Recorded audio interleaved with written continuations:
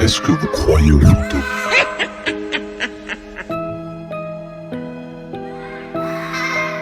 Est-ce que vous croyez au monde surnaturel?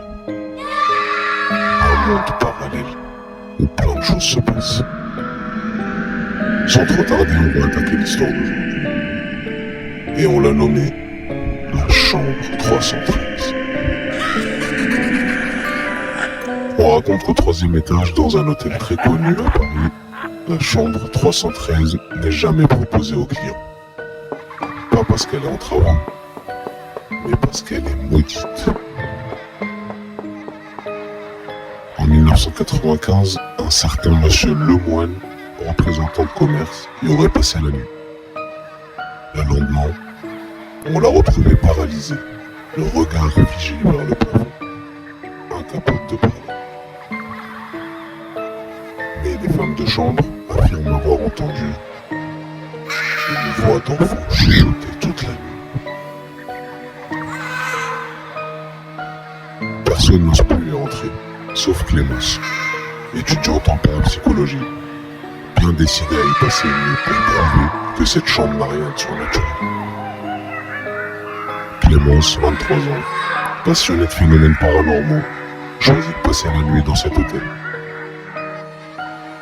Bien évidemment, elle choisit cette fameuse chambre, la 313. Clémence installe sa caméra, son micro et un détecteur de mouvement. Tout est calme. La pièce est figée dans le passé.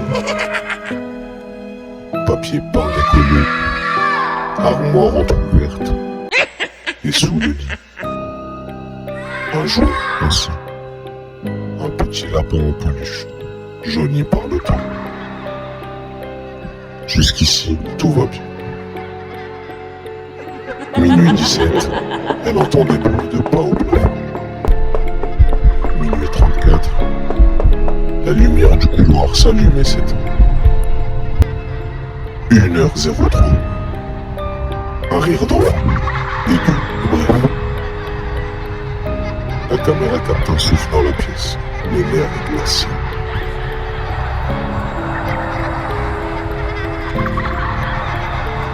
Clémence tente de se rassurer. Mais lorsqu'elle regarde les enregistrements en direct, elle se voit dormir. Alors qu'elle est pourtant bien réveillée devant la caméra. À ce moment-là, elle reçoit une notification sur son téléphone. Un message. Juste une image floue d'elle, plus jeune, dans une chambre similaire, le lapin en peluche sur ses genoux, et une main qui dépasse du lit derrière elle. Tu m'avais promis de ne pas partir. D'un coup, les alarmes sonnent. Prise par la panique, elle essaye de fuir. Mais la porte ne s'ouvre pas. Une voix d'enfant pleure. Tu m'as oublié. Puis plus rien. Silence. Dans un dernier plan flou, la caméra tombe au sol. Et sous le lit, 2 yeux s'ouvrent.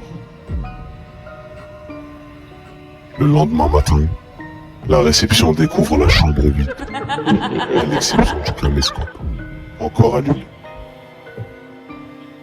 Sur la dernière minute de l'enregistrement, Clémence endormie. Et derrière elle, une silhouette aux yeux complètement noirs qui chuchote.